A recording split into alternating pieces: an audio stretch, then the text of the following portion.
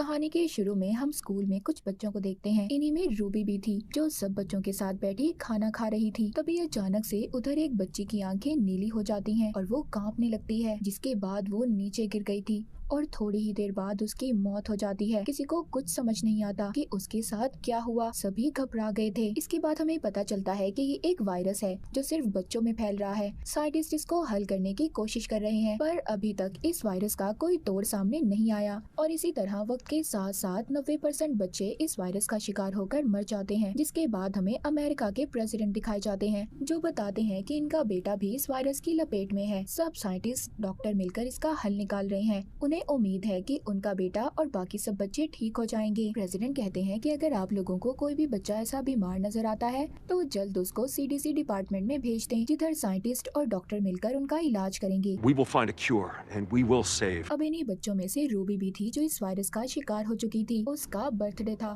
उसके मनाते हैं और उसको बहुत अच्छे अच्छे तोहफे देते हैं। पर साथ ही वो अपनी बेटी की वजह से बहुत ज्यादा परेशान भी थे कि कहीं इस बीमारी की वजह से रूबी को कुछ हो न जाए। अब रात को सबके सोने के बाद रूबी अपनी मॉम के पास आकर बैठ जाती है और उनका हाथ पकड़ लेती है, पर अचानक से उसकी आंखों का रंग ऑरेंज हो जाता है और वो घबरा कर वहाँ से चली जाती है। अब सुबह को जब रूबी अपनी मॉम के पास जाती है तो हैरान कर देने वाली बात ये थी कि उसकी मॉम उसको पहचान ही नहीं पाती। वो अपना रात का तोहफा भी दिखाती है, कहती है ये आपने मुझे दिया था, मैं आप ही की बेटी हूँ। पर उसकी मॉम को उसकी किसी बात पर यकीन नहीं था। उन्हें लग रहा था कि ये कोई बीमार बच्ची है जो पुलिस से बचकर भाग रही है, इसीलिए वो उसको CDC की टीम के हवाले कर देती है। उनकी टीम आकर रूबी को ले जाती है, जहाँ बस में उसके साथ और भी बच्चे थे जो उसकी तरह ही बीमार थे। अब इनको बेस में ले जाया जाता है और लाइन बनाकर इनको अंदर भेजा जाता है। लेकिन तभी उधर एक लड़का गार्ड से बदतमीजी कर रहा था, जिस बात पर गार्ड उसको बहुत मारते हैं। ये देखकर रूबी बहुत ज्यादा डर जाती है। फिर अब इन सब बच्चों को चेकअप के लिए डॉक्टर के पास भेजा जाता है। जब रूबी की बारी आती है, डॉक्टर इसको बताते हैं कि आई है जहाँ पर इंसान की जीन्स में तब्दीली की वजह से जो इंसान को कुछ और ही बना देती हैं, और इससे सब बच्चों में खास किस्म की पावर्स ताकतें आ रही हैं। पर ये सब में एक जैसी नहीं है, हर बच्चा अलग पावर रखता है और इसीलिए हमने कलर्स, सब रंगों के नाम पर उनको नाम दिया है। सबसे पहले आते हैं ग्रीन, सब्ज, जो सबसे ज्यादा ज़हीन होते हैं। फिर ब्लू,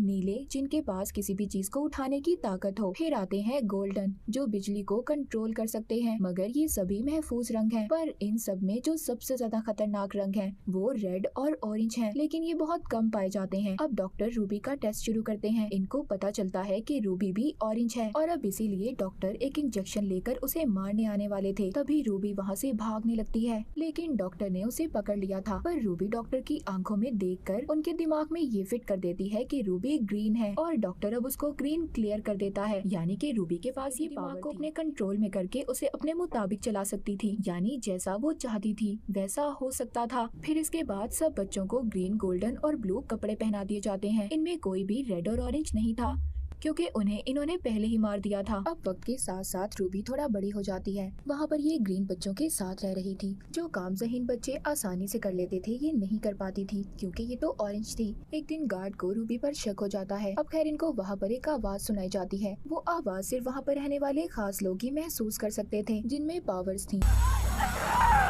रूबी भी वो आवाज सुनती है, उसे बर्दाश्त नहीं होती और वो बेहोश हो जाती है। इसको मेडिकल रूम में ले जाया जाता है, जहाँ पर एक डॉक्टर थी जो इसका चेकअप कर रही थी। तभी उधर गार्ड आता है जो कहता है कि मिलने का टाइम खत्म हो गया है। अब वो डॉक्टर एक कागज पर कुछ लिखकर उधर से चली जाती है। रूबी जब उसको पढ़ती है तो उसमें लिखा था कि इनको पता चल गया है कि तुम ऑरेंज हो, इसीलिए अगर तुम अपनी जान बचाना चाहती हो तो दूसरे कमरे में आ जाओ, जहाँ मैं तुम्हारा इंतजार कर रही हूँ। अब रूबी ऐसा ही करती है। वो डॉक्टर के पास की तरह छुपा कर अपनी गाड़ी तक ले आई थी। तभी जाते हुए एक गार्ड उनको रोक लेता है। रूबी उसके दिमाग को कंट्रोल में करके उसे दरवाजा खुलवा देती है। अब डॉक्टर के साथ ये बाहर आ गई थी। रूबी ने बहुत सालों के बाद बाहर की दुनिया देखी थी। डॉक्टर उसको बताती है कि बाहर की दुनिया में अब बच्चे नहीं हैं, इसी वजह से बहुत कम लोग रह गए हैं, कुछ तो ये शहर छोड़कर ही चले गए हैं। रूबी कहती है मैं अपने मॉम डैड से मिलना चाहती हूँ। डॉक्टर कहती है ये तुम्हारे लिए खतरा हो सकता है। वो इसको एक GPS देती है, कहती है जब भी तुम कभी किसी मुसीबत में हो तो इसको दबाना, हमें पता चल जाएगा कि तुम कहाँ पर हो? वो ये भी कहती है मैं तुम्हें एक कैंप में ले जा रही हूँ जिधर और भी तुम्हारे जैसे बच्चे हैं जिनको हमने बचाया है। अब डॉक्टर गाड़ी को रोककर अपने साथी से मिलती है। रूबी भी जब उससे हाथ मिलाती है तो वो डर जाती है क्योंकि उस आदमी की यादों में ये देखती है कि बच्चे उससे डरकर भाग रहे हैं। अब खैर रूबी अंदर कपड़े बदलने जाती है तो उधर इसको एक बच्ची मिलती है जो गोल्डन थी। वो इसे देखकर डर जाती है और इस पर अपनी पावर का इस्तेमाल कर बिजली से हमला कर देती है और भाग जाती है। रूबी उस बच्ची का पीछा करती है और गाड़ी में जाकर दरवाजा बंद कर लेती है। रूबी उसे कहती है कि मुझे मदद की जरूरत है। ये सुनकर वो गाड़ी का दरवाजा खोलती है और उसे अंदर बुलाकर छुपा देती है। उधर गाड़ी में दो और लोग भी थे और दूसरा उसका दोस्त था।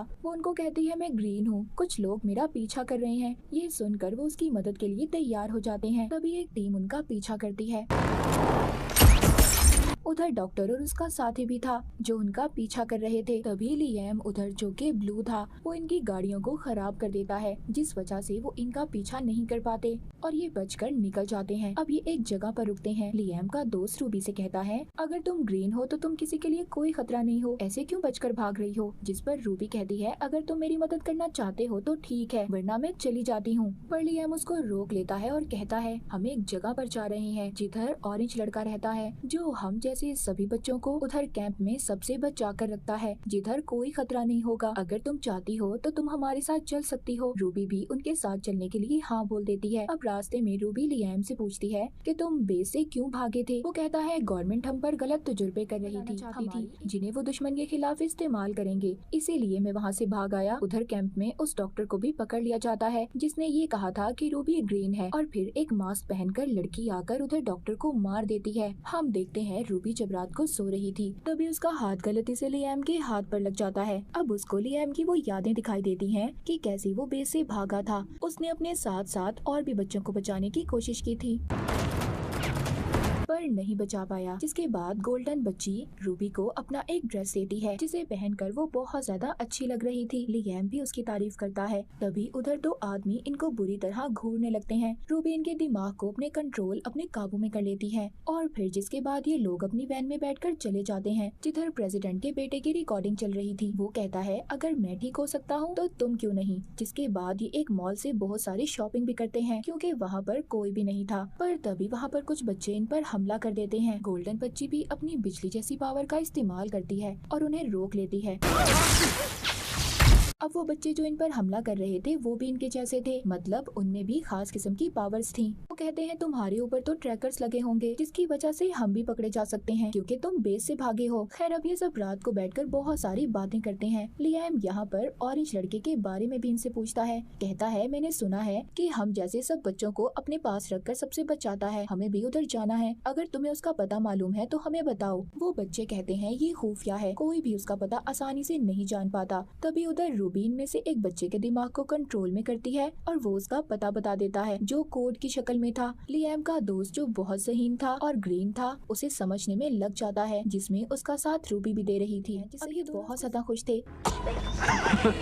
रूबी उस जगह पर थी जिधर इसके मॉम डैड रहते थे। ये उनसे मिलने के लिए बेताब थी। अब ये फैसला करती है कि वो अपने मॉम डैड से मिलने जाएगी। अब ये रूबी को उसके मॉम डैड के पास छोड़ देते हैं पर जब ये उनके पास जाती है तो उनसे नहीं मिलती क्योंकि इसे ऐसा लग रहा था कि वो इसे नहीं पहचानेंगे और इस बात पर इसे बहुत दुख होगा। इसीलिए ये अपने मॉम डैड से नहीं मिलती और बहुत रोती है। रास्ते में अब इसको लिएम मिलता है। ये लिएम के साथ अब वापस वैन में जाकर बैठने वाली थी। तभी उधर एक लड़की आती है। ये वही थी जिसने बेस में डॉक्टर को भी मारा था। ये इनको यहाँ पर पकड़ने आई थी। तभी रूबी इसे अपने कंट्रोल में कर लेती है। कहती है तुम सीधा उस जंगल में चलती जाओ और तुमने रुकना नहीं है, चाहे तुम्हें भूख प्यास जो भी लगे। ये सब देखकर इसके दोस्त हैरान हो जाते हैं कि ये सब कैसे कर पा रही थी। इनको पता चल गया था कि रूबी ऑरेंज है। जिसके बाद ये अपने तीनों दोस्तों को वैन में बैठने का कहती है। रूबी यहाँ पर सबसे पूछती है कि तुम्हें डर नहीं लग रहा मुझसे, मैं ऑरेंज हूँ। लिएम कहता है नहीं, इसमें डरने की क्या बात है। वो कहती है मैं अपनी ताकतों को कंट्रोल नहीं कर पाती और मैं जिसको भी छू लेती हूँ उसे अपने कंट्रोल में कर सकती हूँ और अगर मैं ये किसी पर अचानक करूँ तो उसकी मौत भी हो सकती है। अब इसके बाद ये लोग आगे बढ़ते हैं। तभी कुछ बच्चे इन पर हमला कर देते हैं जिन्होंने फौजी जैसे कपड़े पहने हुए थे। पर तभी उनमें से एक बच्चा लिएम को पहचान लेता है। लिएम कहता है बस हम यहाँ पर रहना चाहते हैं, हमें किसी चीज से कोई खतरा ना हो। ये लोग मान जाते हैं। इनको अपने साथ ले आए थे। फिर इनको ऑरेंज लड़के के पास ले जाया जाता है जो कोई और नहीं बल्कि प्रेसिडेंट का बेटा था। वो रूबी और उसके दोस्तों को देखकर बहुत खुश होता है। अब ये यहाँ पर सबको सच्चाई बताता है। प्रेसिडेंट यानी मेरे डैड ने सबसे झूठ बोला कि मैं ठीक हो गया। सब मुझ पर नए नए तजुर्बे कर रहे थे। जब कोई भी ठीक नहीं हुआ तो इन्होंने एक कैंप बनाकर वहाँ पर बच्चों को उधर रखने लगे। वो रूबी से कहता है, तुम फिक्र नहीं करो, मैं तुम्हें तुम्हारी पावर्स का इस्तेमाल बताऊंगा, सिखाऊंगा मैं तुम्हें। अब आहिस्ता आहिस्ता रूबी भी सब सीख रही थी। एक दिन ये बहुत उदास थी। ऑरेंज लड़का, प्रेसिडेंट का बेटा, रूबी के पास आता है, कहता है एक ऑरेंज ही दूसरे ऑरेंज के दर्द को समझ सकता है। फिर ये उसका हाथ पकड़ता है, पर तभी ऐसा करते हुए लियाम भी उसे देख लेता है, जिस पर इसे बहुत गुस्सा आता है। अब ऑरेंज लड़का रूबी की 6 साल, यहाँ पर हमें पता चलता है कि उस रात रूबी के साथ क्या हुआ था, उसके मॉम डैड उसे कैसे भूल गए। रूबी जब अपनी बर्थडे वाले दिन अपने मॉम डैड के पास गई थी तो इसने अपनी मॉम के हाथ को छूकर उनकी सारी यादों को मिटा दिया, और यही वजह थी कि उसके मॉम डैड उसे भूल गए थे। Here, come with me.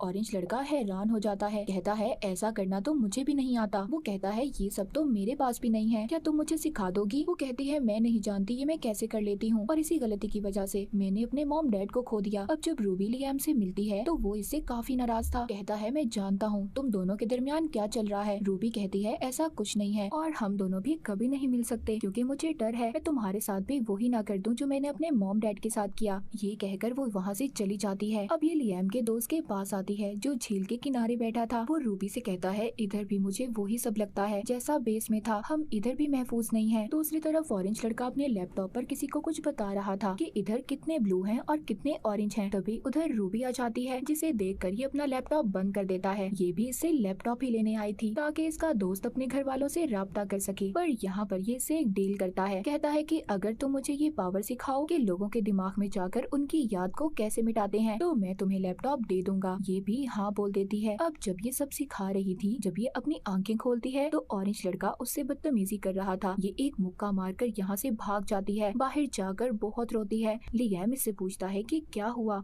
ये उसको सब बता देती है, जिस पर लियाम को बहुत गुस्सा आता है। वो ऑरेंज लड़के को मारने आ रहा था। रूबी कहती है ये लड़ने का वक्त नहीं है, हम यहाँ पर महफूज नहीं है, हमें जल्दी यहाँ से जाना होगा। अब जब ये सब रात को यहाँ से भाग ही रहे थे तो उधर कैंप का जनरल आ जाता है। अब ऑरेंज लड़का भी उधर आ गया था। यहाँ पर इन्हें पता चलता है कि ऑरेंज लड़का जो प्रेसिडेंट का बेटा था वो भी बेस के लोगों के साथ मिला हुआ था जो बच्चों की आर्मी बनाना चाहते थे। ये लियाम को अपने कंट्रोल में कर उसे रूबी उस जनरल को कंट्रोल में करके उसे मार देती है। गोल्डन लड़की भी अपनी बिजली का इस्तेमाल कर उन पर हमला करती है, जिसके बाद रूबी अपने तीनों दोस्तों को यहाँ से जाने का कहती है और फिर अकेले ही ऑरेंज लड़के का मुकाबला करती है। इसके सभी गार्ड्स को कंट्रोल में करके इन्हें कहती है कि इस पर गन कर लो, पर ये दोबारा उन्हें कंट्रोल में कर उन्हें आपस में ही मरवा देता है। अब रूबी भी उसे कंट्रोल करने की कोशिश करती है, पर मामला उल्टा हो गया था। वो लड़का इसको अपने कंट्रोल में कर लेता है। वो कहता है कि मैं तुम्हारे अंदर से सारी उदास कर देने वाली सोचों को निकाल दूंगा, फिर हम दोनों मिलकर दुनिया में राज करेंगे। पर इससे पहले रूबी उसके कंट्रोल में आते हुए हेलीकॉप्टर के पायलट को कंट्रोल करके ऑरेंज लड़के के ऊपर गिरा देती है। उधर दूसरा हेलीकॉप्टर इस पर बॉम्ब गिराता है, पर लियाम के दोस्त ने इसे बचा लिया था, लेकिन अब वो भी जख्मी हो गया था। रूबी को कुछ समझ नहीं आता इसे क्या करना चाहिए। इसको उस डॉक्टर का दिया हुआ GPS याद आता है, जिसने सबसे पहले बेस से निकलने में इसकी मदद की थी। ये उसे दबा देती है। वो डॉक्टर अब अपने साथी के साथ आकर इन्हें बचा लेती है। इनको एक घर में लाया गया था। अब जब रूबी को होश आता है तो वहाँ पर डॉक्टर बताती है तुम्हारा दोस्त हॉस्पिटल में है और लियाम वो यहाँ से जाना चाहता है, वो यहाँ पर नहीं रहना चाहता। डॉक्टर बताती है हम तुम्हारे दुश्मन नहीं हैं, हम बस प्रेसिडेंट को पकड़वाना चाहते हैं, उसका सच सामने लाना चाहते हैं कि वो बच्चों के साथ क्या कर रहा है। हमें इस मिशन में तुम्हारी जरूरत है, तुम यहाँ की लीडर बन सकती हो, पर लियाम तुम्हें अकेला नहीं छोड़ेगा। ये सुनकर अब रूबी लियाम के पास जाती है और उससे मिलती है। आखिरकार वो उसके करीब आ जाती है और आहिस्ता आहिस्ता उसके दिमाग से सारी यादों को निकाल देती है ताकि वो यहाँ से जा सके, उसकी जान को खतरा ना हो। अब जब लियाम की पुरानी यादें जा चुकी थी, वो डॉक्टर से पूछता है कि मैं कहाँ पर हूँ, जिस पर वो कहती है तुम हमारे पास हो, अगर जाना चाहते हो तो जा सकते हो। लियाम अब वहाँ से अपने घर की तरफ चला जाता है। रूबी को ये देखकर बुरा लग रहा था, उसे दुख हो रहा था कि वो उसे भूल गया है। उधर दूसरी तरफ ऑरेंज लड़का दिखाया जाता है जो अभी भी जिंदा था। उसके सामने उसकी आर्मी थी, वो सब बच्चे जिनको इसने अपने कंट्रोल का मुकाबला करने के लिए रूबी तैयार थी, जो इसके बाद इकलौती ऑरेंज थी। यानी कि ये सिर्फ दो ही थे जो लोगों के दिमाग को कंट्रोल कर सकते थे, और अब ये दोनों एक दूसरे का मुकाबला करने के लिए तैयार थे। और इसी के साथ ये मूवी यहीं पर खत्म हो जाती है।